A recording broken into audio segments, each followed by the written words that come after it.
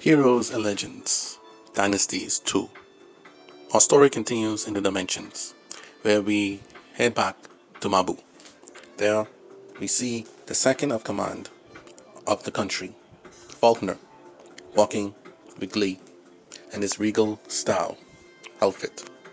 The second in command only to the rumored leader of Mabo, so far.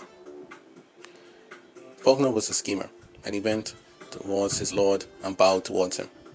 So far was secretly planning something big beyond the walls of the dimensions, and the mines were just a part of his scheme. He ordered Faulkner to reach out to his spies and agents across the dimensions to begin causing trouble in the nations, to prepare for their play for, for his grand scheme.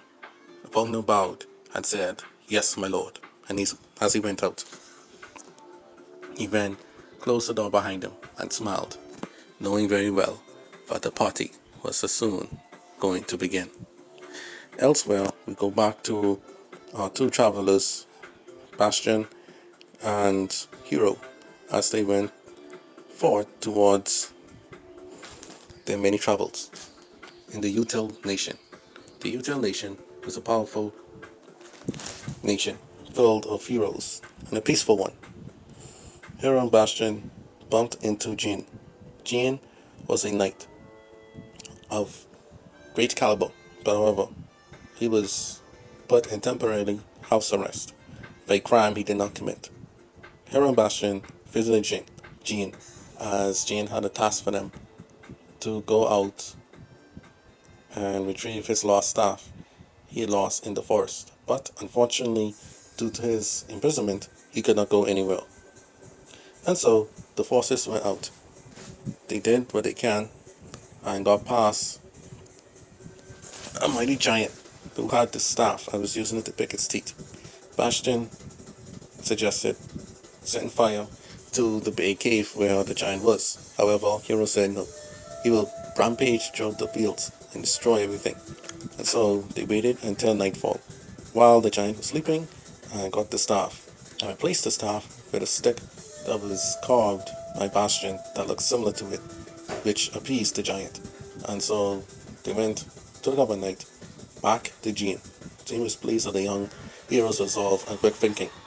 And so the three of them sat down and talked about the crime in which he was framed for.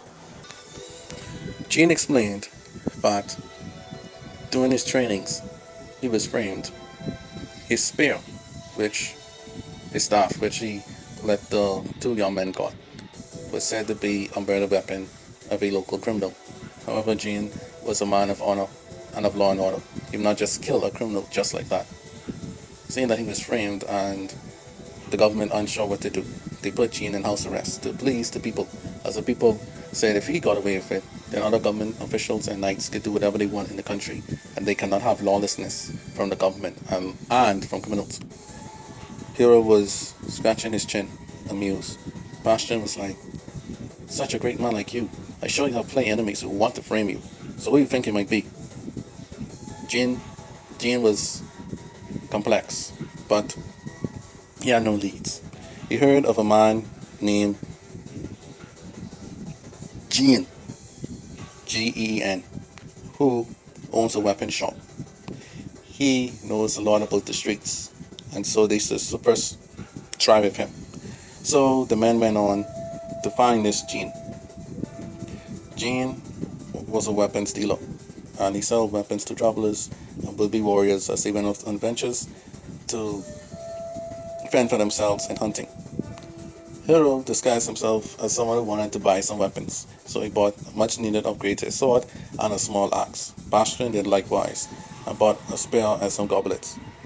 While they were buying, they asked Jean some questions about Jean the Knight, and Jean the shopkeeper was like, you lot are asking very specific questions.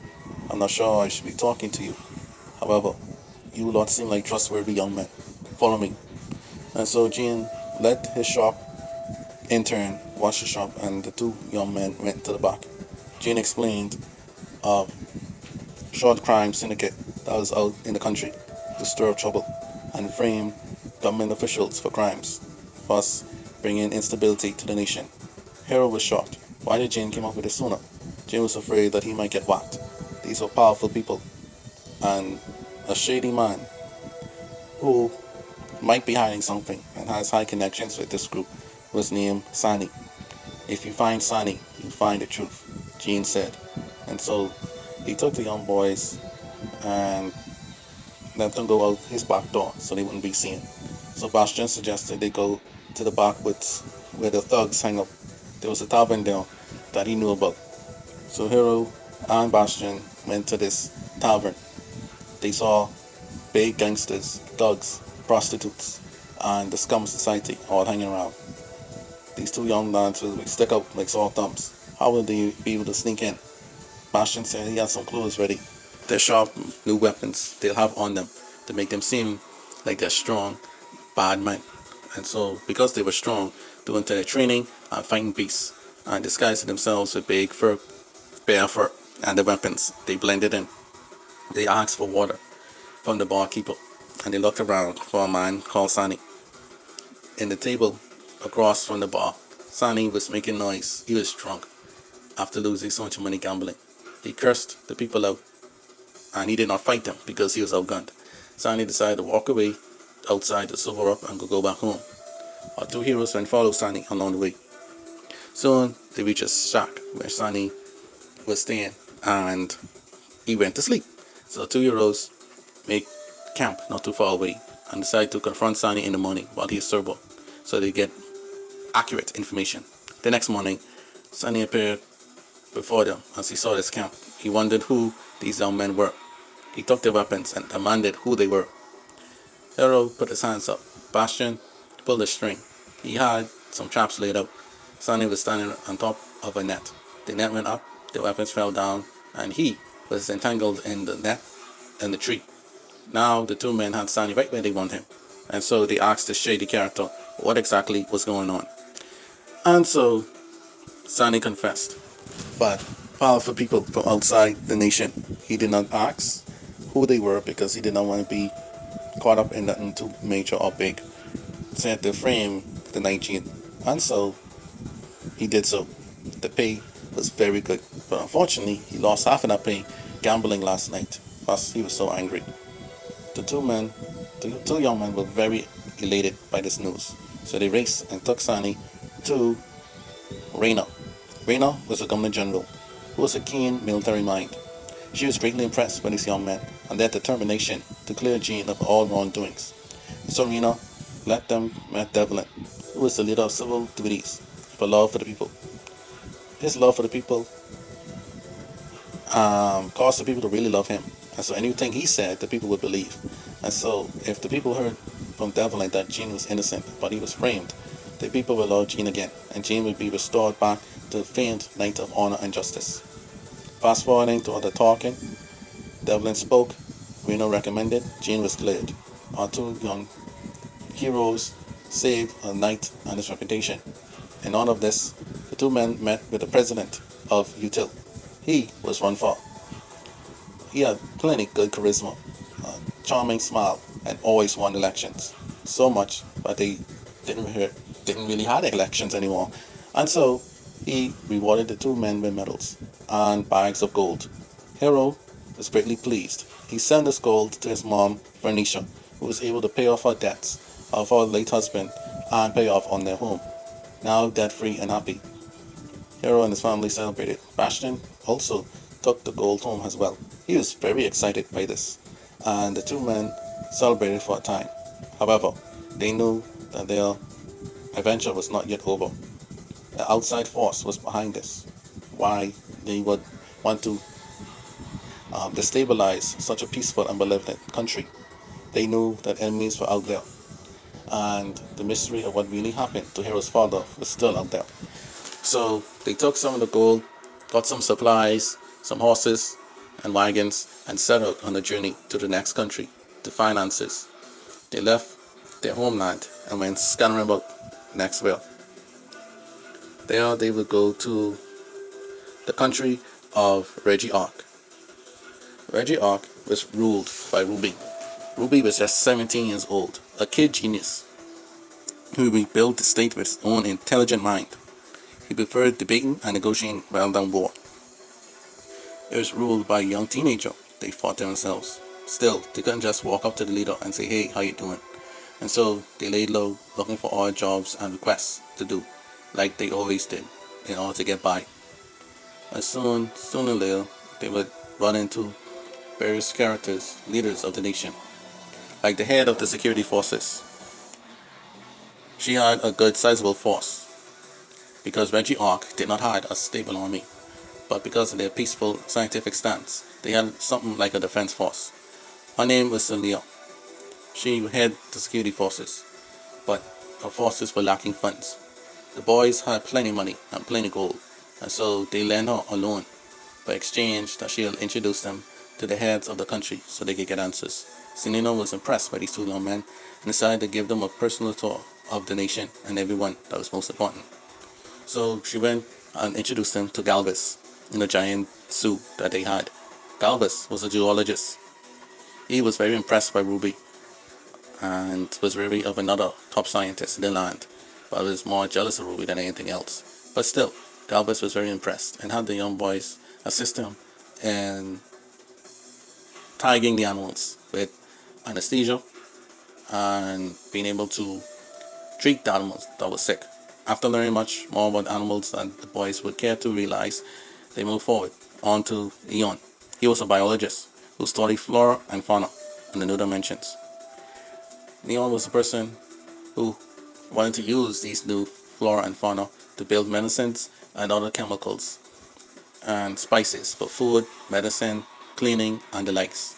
He was determined to build a new future, not only for Reggie Ark, but for all of the dimensions. Our two young heroes were very impressed with this one, and so they bid him farewell after he didn't need much help. Elsewhere, they went to Logan, the food doctor, who was from another country but moved there to help his young leader. Logan didn't explain which country he came from because he didn't want the past to hunt him, but said that their leader was a strong man. But however, his second in command, Null, was a hothead. Null is a great and brilliant mind himself, but oftentimes his inventions fail the first time, but succeed in the second time. As for Ruby, he gets things done the first time round. And so Null and Ruby kind of have a rivalry going on, but it's more Null being the rival and Ruby being nonchalant. So Logan told the young men to be wary of Null and not to get too close to him before he pollutes their young minds. And so the two young men went out, found out that Null was an old man, but he was 19, basically almost the same age as Hero, only older than Bastion. The two were astonished that this person was in their same generation. But Null was a woman, and she gets her invention. Bastion was in love with Null because she was so beautiful but yet so mean. But Null quickly shut Bastion down. He was heartbroken for a while, but Hero cheered him up instantly by promising them to go for food back in Logan's house. And so they retired for the night. However, Null, seeing new travelers in their country, decided now was the time for her plan. She hired a local criminal named Mono in a special task, and if he succeeded, she could then put the blame on the two outsiders, and then she would be the greatest inventor in all the Reggie arc. And so she put her plans into motion. The next morning, Hero and Bastion decided to go forward and to meet Ruby, because they had not met Ruby as yet. The kid genius herself. And so they were being escorted by Celia, and suddenly an explosion from Ruby's laboratory ran out. Everyone in the area was stunned. There's never been an explosion in Ruby's lab before. He was always such a perfect inventor. Something was terribly wrong. Celia, Hero, and Bastion raced upstairs to find out what was going on. Ruby was hurt greatly, but was still alive. He had burns and his face was covered in ash.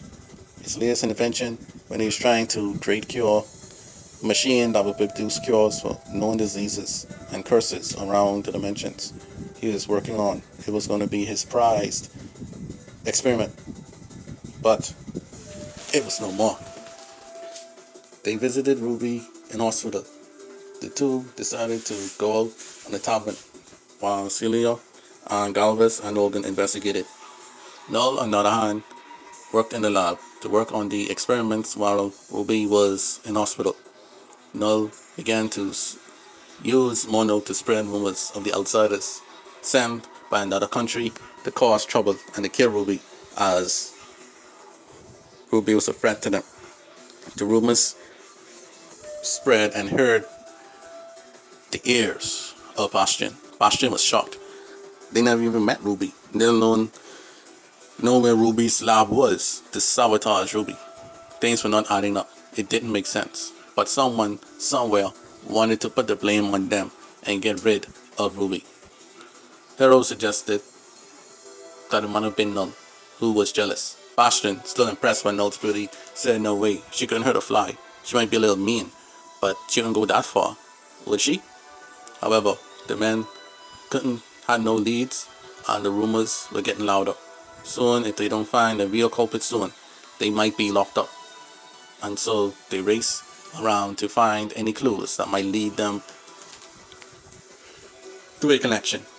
As they walked through a back alley, they saw a man was talking to young kids about the rumors.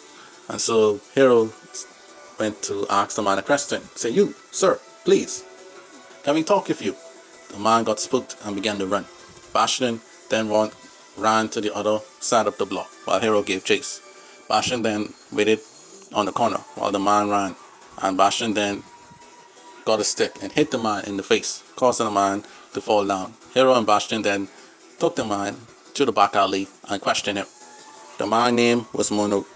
Mono explained that he was a criminal, but broke into Ruby's lab because of Null's secret passcodes to the lab, to frame these two and to allow Null to be the new head scientist of Reggie Arc.